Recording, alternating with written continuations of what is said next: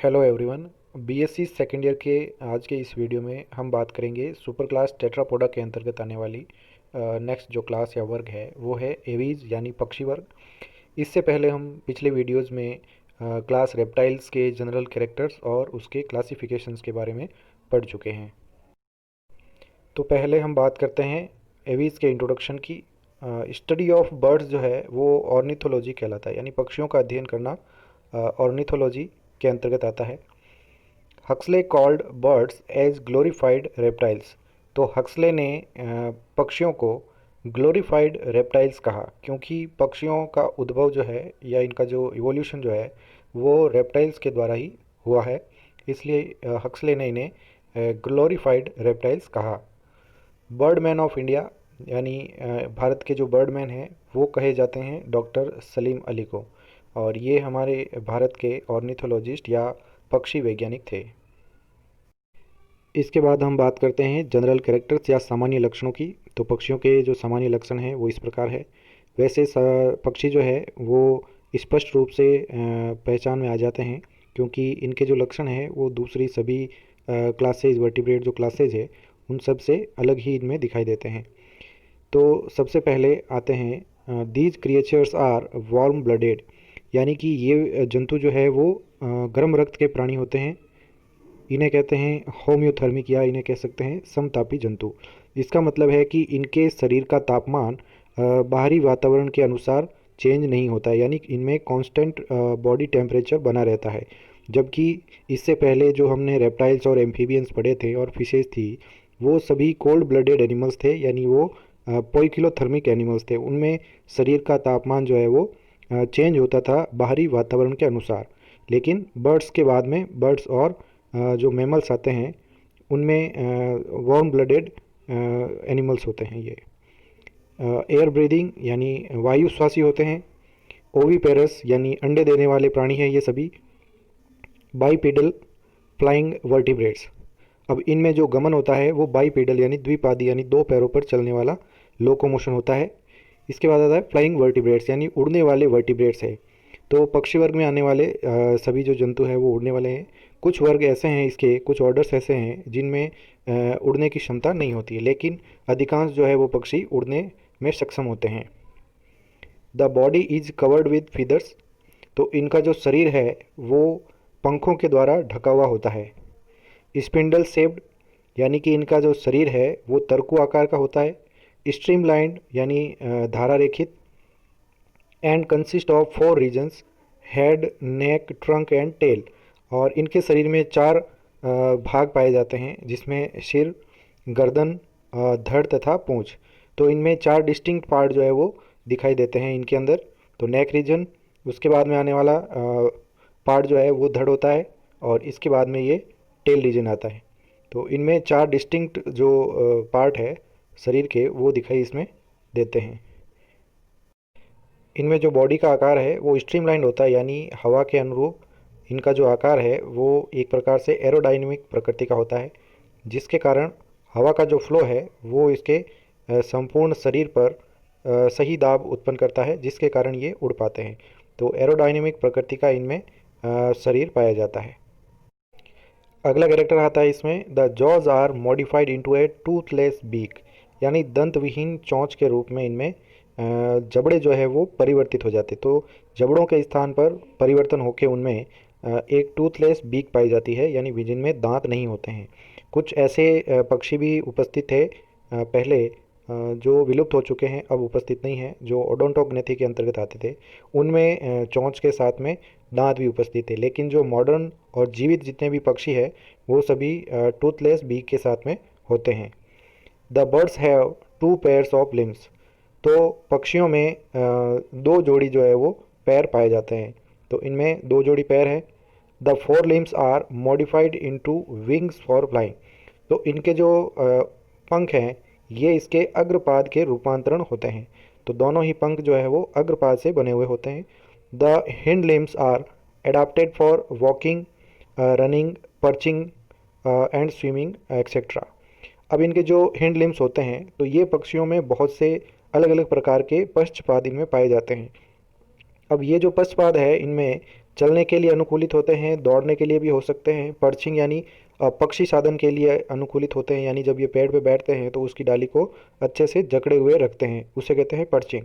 और स्विमिंग के लिए जो एक्वेटिक बर्ड होते हैं उनमें पक्षपात जो है वो स्विमिंग के लिए या तैरने के लिए भी अनुकूलित हो जाते हैं। तो विभिन्न प्रकार के मॉडिफिकेशंस जो है वो इनके पक्षपातों में देखे जा सकते हैं। अगला करेक्टर है the bear four clawed digit. इनमें 4 नखर युक्त जो है वो अंगुलियां या जिन्हें कहते हैं पादांगुलियां पाई जाती है। Of which the first one और हॉलक्स जिसे कहते हैं पादांगुष्ठ इज डायरेक्टेड बैकवर्ड्स, जो कि पीछे की ओर प्रक्षेपित होता है। And the remaining 3 in front. तो इनमें पैरों के अंदर 3 जो है वो आगे की ओर अंगुलियां होती है, और जो हॉलक्स या पादांगुष्ठ होता है वो इनमें पीछे की ओर निकला हुआ होता है। Exoskeleton epidermal and horny. इसका मतलब है कि जो इनका बाह्य कंकाल है ये अधिचर्मीय होता है तथा श्रृंगी होता है। इट इंक्लूड्स, फर्स्ट आता है फीदर्स एज बॉडी कवरिंग। तो बॉडी कवरिंग के अंदर सबसे पहले जो इसका एक्सोस्केलेटन बनाता है इसमें सबसे पहला आता है फीदर्स। तो फीदर्स जो है या पर जो है इनमें उपस्थित होते हैं जो बॉडी कवरिंग या शरीर का आवरण बनाते हैं। दूसरा आता है स्केल्स यानी शल्क ऑन लिम्स। अब इनके पैरों के ऊपर जो है वो शल्क पाए जाते हैं। जो लिम्स होते हैं जो कि इनके हाइंड लिम्स होते हैं पश्चपाद, उनके ऊपर जो है वो शल्क उपस्थित हो सकते हैं लाइक रेप्टाइल्स। तो रेप्टाइल्स की तरह इनके ऊपर शल्क होते हैं पैरों पर। तीसरा आता है इनमें एक्सोस्केलेटन के रूप में क्लॉज, यानी इनमें पंजे पाए जाते हैं। ऑन डिजिट्स यानी अंगुलियों के ऊपर पंजे या नखर उपस्थित होते हैं। और फोर्थ आता है सीथ्स यानी आवरण, और सीथ पाए जाते हैं इसकी बीक के ऊपर। तो बीक पर इनमें सीथ पाए जाते हैं। The skin is dry and skin glands are absent.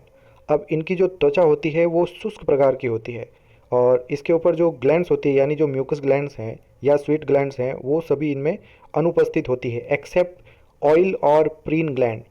लेकिन इनमें एक प्रीन ग्लैंड यानी तेल ग्रंथि या प्रीन ग्रंथि पाई जाती है at the root of tail, यानी इनके जो पुच्छ होता है उसके पुच्छ के जड़ में, यानी जहाँ से इनकी पुच्छ शुरू होती है वहाँ पर एक प्रीन ग्लैंड पाई जाती है जो कि ऑयल सीक्रेशन करती है यानी तेल का स्त्राव करती है। तो ये इसका एक विशेष कैरेक्टर है, प्रीन ग्लैंड की उपस्थिति होना। अगला कैरेक्टर है the endoskeleton is made up of pneumatic bones, यानी इनका जो अंतर कंकाल है ये वातिल अस्थियों से बना होता है। वातिल का मतलब होता है कि इनमें वायु के लिए स्पेस या जगह उपस्थित होती है, यानी इनमें वायु प्रवेश कर सकती है। तो ऐसी इनमें हड्डियां पाई जाती है। विच आर होलो, यानी ये हड्डियां जो है वो खोखली प्रकार की होती है। एंड विदाउट बोन मैरो, और इनके अंदर बोन मैरो या अस्थि मज्जा जो पाई जाती है दूसरे बोन्स के अंदर, वैसे पक्षियों की अस्थियों में अस्थि मज्जा जो है वो नहीं होती है। As a result body is light weighted. अब इसका ये फ़ायदा है कि पक्षियों का जो शरीर है वो इनके कारण हल्का होता है, क्योंकि इनमें अस्थियां जो है वो खोखली है। तो इनमें देखा जा सकता है कि ये जो स्पेस इनमें पाई जाती है या जगह पाई जाती है, तो इसके कारण इनमें हवा भरी हुई रहती है और ये जो है वो शरीर के भार को हल्का करती है। तो इनकी जो हड्डियां हैं वो वातिल प्रकार की या न्यूमेटिक प्रकार की होती है। अगला कैरेक्टर आता है इनमें well developed pectoral muscles for flying, यानी इनके जो अंश पेशियाँ होती है यानी इनके कंधों पर उपस्थित जो पेशियाँ हैं इन्हें कहते हैं हम पेक्टोरल मसल्स। ये पेक्टोरल मसल जो है वो सुविकसित प्रकार की होती है और ये फ्लाइंग यानी उड़ने के लिए एक प्रकार से अनुकूलित होती है। तो इनमें अंश पेशियाँ जो है वो बहुत ही मजबूत प्रकार की पाई जाती है। द स्कल इज स्मूथ, यानी इनका जो क्रेनियम या स्कल है जिसे कपाल कहते हैं, तो कपाल इनमें कोमल होता है। मोनोकॉन्डाइलिक, यानी इनमें एक कॉन्डाइल पाया जाता है जिसे कहते हैं हम एक कंदीय। बियरिंग सिंगल ऑक्सीपिटल कॉन्डाइल, और जिसके कारण इसमें केवल एक ऑक्सीपिटल कॉन्डाइल या अस्थिकंद जो है वो इनमें पाया जाता है। तो एक ऑक्सीपिटल कॉन्डाइल का मतलब है कि इनमें जो क्रेनियम के अंदर जो कॉन्डाइल है यानी एक जो छिद्र पाया जाता है वो उस प्रथम जो कशेरुका होती है एटलस, उसके साथ में जुड़ने के लिए केवल एक जो है वो कॉन्डाइल पाया जाता है, तो इसलिए हम इसको मोनोकॉन्डाइलिक कहते हैं। द लोअर जॉ और मैंडिबल कंसिस्ट ऑफ 5 और 6 bones and articulated with quadrate. तो लोअर जॉ यानी कि जो निचला जबड़ा होता है या इसे कहते हैं हम मैंडिबल, तो लोअर जो या मैंडिबल में 5 से 6 जो है वो हड्डियाँ जुड़ी हुई रहती है विद क्वाड्रेट, जो कि क्वाड्रेट बोन के साथ में ये जुड़े हुए रहेंगे। तो इनका जो मैंडिबल है वो क्वाड्रेट बोन के साथ में आर्टिकुलेट होता है, या फिर इसे कह सकते हैं हम जुड़ा हुआ होता है। अगला कैरेक्टर है इनमें वर्टिब्रल कॉलम शॉर्ट, यानी इनके जो कशेरुक दंड होता है वो छोटा होता है। द वर्टिब्री हैव हेट्रोसिलस सेंट्रम, यानी इनमें जो वर्टिब्रीज होती है वो विषम गर्ती प्रकार की होती है। अब विषम गर्ती का मतलब है कि जब इनमें इस प्रकार की व्यवस्था होती है जिसमें एक वर्टिब्री इस प्रकार से दिखाई देती है और दूसरी वर्टिब्री जो है वो एम्फिसिलस प्रकार की होती है। तो ये दोनों वर्टिब्री जब एक साथ उपस्थित होती है तो इन्हें कहते हैं हम हेट्रोसिलस प्रकार की वर्टिब्री। तो इनमें बर्ड्स में जो है वो हेट्रोसिलस प्रकार की या विषमगर्ती कशेरुकाएँ पाई जाती है। नेक लॉन्ग, इनमें जो गर्दन है वो अधिक लंबी होती है। सो सर्वाइकल वर्टिब्री न्यूमरस, इसलिए इनमें सर्वाइकल वर्टिब्री जो है यानी गर्दन के अंदर पाई जाने वाली कशेरुकाएँ संख्या में अधिक होती है। तो सबसे ज़्यादा इनमें नेक रीजन के अंदर उपस्थित होती है।